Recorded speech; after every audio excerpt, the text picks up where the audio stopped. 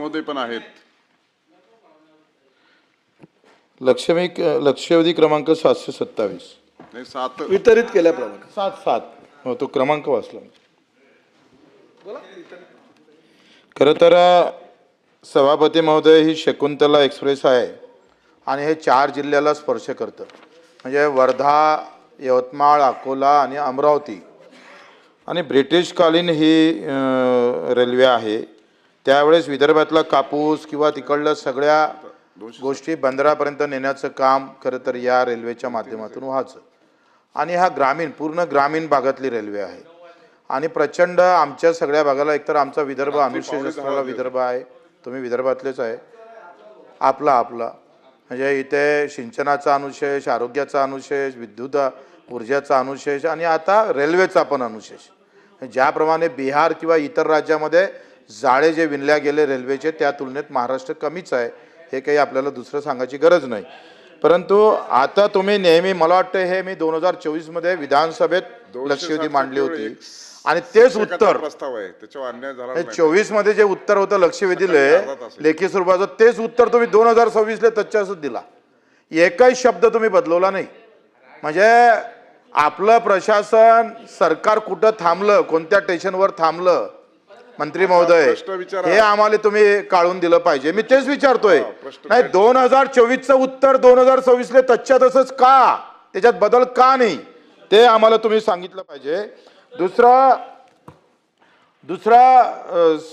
सभापती महोदय, 17/6/2017 आपण तत्वता मान्यता दिली आणि अर्धे पैसे भरण्याचं आपण सांगितलं का आम्ही राज्य सरकार अर्धे पैसे भरतोय. त्यानुसार इस्टिमेट तयार झालं. इस्टिमेट 2000 कोटीच्या जवळपास गेलं. 1000 कोटी आपल्याला भरायचे होते. तत्वता मान्यता तुम्ही दिलेली आहे. आणि मग तत्वता मान्यता दिल्यानंतर इस्टिमेट झालं. इस्टिमेट झाल्यानंतर त्याची अंतिम मंजुरात मान्यता भेटायला पाहिजे होती. ती अंतिम मान्यता भेटली नाही. म्हणजे प्रोजेक्ट झालं, इस्टिमेट झालं, सगळं झालं. आता त्याला खरं तर अंतिम मान्यता देऊन ते काम सुरू केलं पाहिजे. आणि सरकारनं आपल्या वाट्याचे पैसे, जे राज्य सरकारच्या वाट्याला येणारे पैसे आहे, ते आपण भरले पाहिजे. या सगळ्या संदर्भात तुम्ही काय म्हटलं आधी का मुख्यमंत्र्याला मुख्यमंत्र्यांनी पत्र दिलं आता जून महिन्यात. हे पत्रानं होणार आहे का? तुम्ही सांगा. हे केंद्रातले पैसे वापरून ह्या सगळ्या सुविधा आपण देण्यासाठी भूमिका घ्यावं लागेल. आणि मग अंतिम मान्यता कधी देणार तुम्ही, त्याला कधी मिळवून देणार? जरी केंद्राचा विषय असला तरी पैसे आपले लागतच आहे. त्याला अंतिम मान्यता देऊन कधी काम सुरू करणार? ची गोष्ट सांगितली का रक्कम वाढली तरी आपण तो हिस्सा उचलण्यासाठी राज्य सरकार तयार आहे. हे याच्यातलं फार महत्त्वाची गोष्ट आहे आणि ते तुम्ही कबूल केलं, त्याबद्दल आपले आभार. पण दुसरी गोष्ट अशी आहे का रेल्वे शकुंतला एक्सप्रेस हा काही एकच प्रकल्प नाही आहे, महाराष्ट्रात अनेक आहे. उलट मला वाटते केंद्र आणि राज्य याचा समन्वय साधण्यासाठी काही गोष्टी आपल्याला समोर पुढाकार घेतला पाहिजे. मुख्यमंत्री महोदय असेल, ह्या गोष्टी तुम्ही मुख्यमंत्र्यांच्या निदर्शनात आणून दिलं पाहिजे.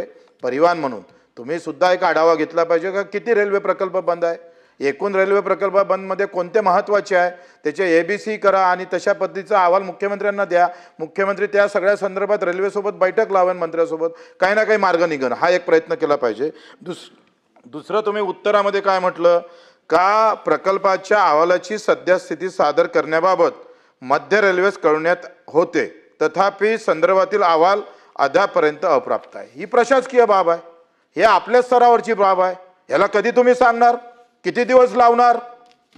म्हणजे 2016 पासून 17 पासून हा प्रकल्प अहवालच जर भेटत नसेल तर उद्या बैठकही आम्ही तिथं लावल्यानंतर आखरी उत्तर काय रेल्वे मंत्र्याचं का DPR द्या, DPR झाल्यावर आम्ही देऊ.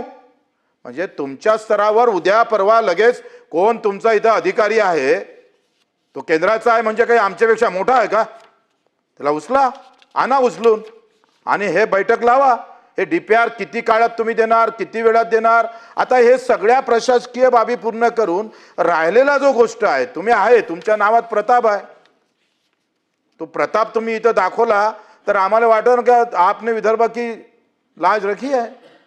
ते लाज ठेवा लागन. आम्हाला काय सांगावं लागेल तिथे? आम्हाला लोक विचारते का हो लक्षवेधी तर लावला मग झालं काय? आम्ही सांगतो प्रतापरावने उत्तर दिलं. ते उत्तरात थोडी जान पाहिजे, उसमें और ताकद देना चाहिए. म्हणजे DPR कधी करणार? सभापती महोदय, माननीय बच्चू कडूंनीच सभागृहामध्ये सांगितलं की मुख्य उत्तर मला जे वाढीव खर्च आहे तो देण्याची तयारी ही राज्य शासनानं दर्शवली आहे. त्यामध्ये जान आहे, 1200 कोटी रुपयाची जान आहे आणि हे 1200 कोटी रुपये देण्याची अतिरिक्त 1200 कोटी रुपये देण्याची जबाबदारी जर राज्य सरकारनं घेतलेली तर यापेक्षा अजून आपल्याला काय पाहिजे. त्यामुळे मला असं वाटतं मुख्यमंत्र्यांच्या माध्यमातून पूर्णपणे पाठपुरावा ह्या प्रकल्पासंदर्भात चालू आहे. बच्चू भाऊ, आपल्यालाही कल्पना आहे, आता आपण युतीमधले आहोत, महायुतीचे आपण घटक आहोत आणि घटक म्हणून माननीय मुख्यमंत्र्यांच्या पत्रावर आणि ते करत असलेल्या पाठपुराव्यावर आपण विश्वास ठेवणं गरजेचं आहे. आणि त्यामुळे मी जबाबदारीनं सांगतो, परिवहन मंत्री म्हणून ज्या वेळेस प्रताप सरनाईक परिवहन मंत्री म्हणून आपल्याला गरज लागेल त्याची प्रताप सरनाईक आपल्याबरोबर आहे. डीपीआर बनवण्याची जबाबदारी जी आहे ती राज्य शासनाची नसते, ती केंद्राची रेल्वे खात्याची असल्याकारणानं तर डीपीआर सुद्धा लवकरात लवकर कसा बनवला जाईल यासाठी संबंधित आपल्या अधिकाऱ्यांना मी त्यांच्याशी चर्चा करायला सांगतो. चला, धन्यवाद.